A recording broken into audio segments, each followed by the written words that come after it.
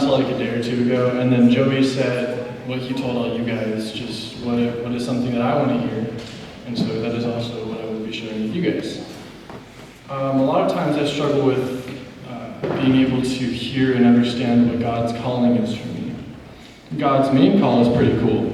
Go out into the world and make disciples of all nations. It should seem pretty easy, right? But no, it's simple, but it's not easy. It's in fact very difficult to live out God's call every day, every hour, constantly pursuing Him in our everyday lives. It's actually impossible because we're human.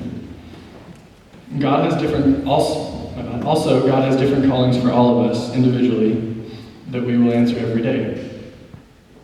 It might be something from a missions trip to going and talking to that one person at the lunch table who's sitting alone.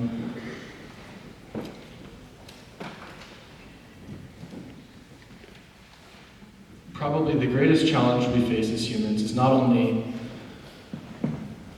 hearing God's call, but answering it.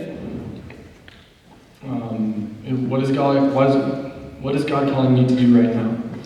And most of the time, God doesn't give us the direct answer we want, and sometimes He doesn't give us an answer at all, and that can be really frustrating. And we're humans, and we always want something right now. We're not exactly the most patient things in the world. But God's answer doesn't always come right away. And in the midst of all that frustration, God's helped me realize a few things. One, not all of your options are bad. If you have the choice to go to college A or college B, you ask yourself the question, can I worship God and pursue Him at either college? And if the answer is yes, then you really have no bad choice. And that's comforted me a lot, because a lot of the times we look at choice A and choice B and think that one of them's bad, and if we choose that one, then it's going to ruin our lives. It's not. It'll really be okay.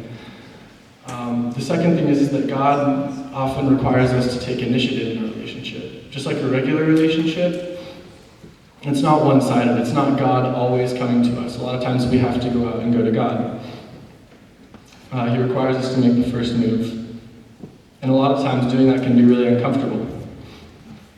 But God still calls us a lot of times to take that little leap of faith, or a larger leap of faith. Sort of a weird analogy. You don't necessarily have to jump off the cliff in a leap of faith. You can just kind of jump off that step right there. You can jump off a little ledge. Meaning that you don't have to go to Africa for 6 months and go preach the gospel, which you totally can. It's awesome, don't get me wrong. But sometimes it can just be talking to that person at lunch, or going to apologize to that other person that you might have wronged earlier. A few personal examples of ways that I leapt out in faith is last year when I applied for chaplain. I had no plans of applying for chaplain, but John Weatherford inspired me, and now I get to hang out with those awesome people all the time, and it's been a really real blessing this year. Another thing could be, for me personally, is that making new friends can be difficult, but this year when I have made a few new friends, it's really paid off.